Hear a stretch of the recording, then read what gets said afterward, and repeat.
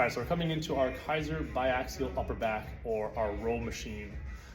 This one has a lot of different ways that you can set it up. So we'll go through them kind of briefly and you can kind of pick which one works best for you. So starters, it is a chest supported row. So there's this pad in front of you that you can actually rest your chest on.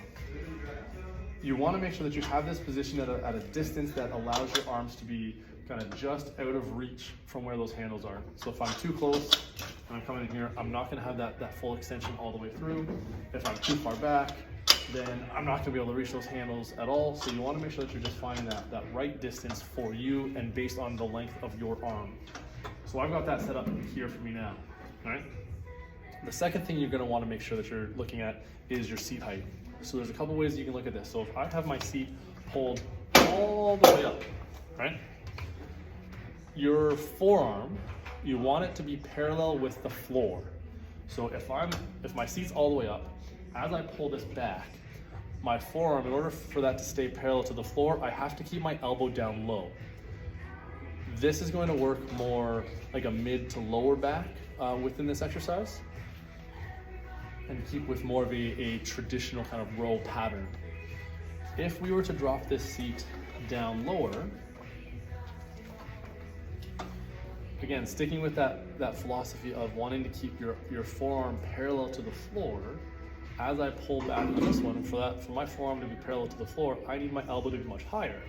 This is going to be focusing more on your posterior deltoid, your rear deltoid, and more through kind of mid upper back.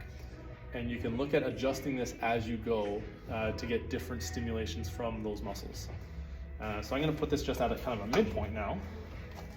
And again, just to keep my forearm parallel to the floor, my elbow is dropped slightly, not too far, but just in kind of a comfortable position. Again, this is just one of those variations that we can utilize for this. Ideally, what we want to do is grab onto these handles, lift your chest nice and high, kind of sit into that pad just a little bit. We don't want to curl our body around the pad, so you want to keep yourself just nice and tall. Chest is resting. I'm going to draw my shoulder blades back together first, and then I'm going to let my elbows carry on from that point. I want to make sure that I'm not pulling with my arms first and then squeezing my shoulders at the end, because at that point, again, similar to what we did with our lat pull down, you're only going to feel the arms. We're not going to feel the back working through this. So whatever you initiate that pull with, that's what you're going to feel the most. So making sure that as you go through this, shoulder blades back, elbows following through, squeezing, and then releasing back out from that point. All right, play around with those variations. Hopefully it goes well, and let us know if you have questions.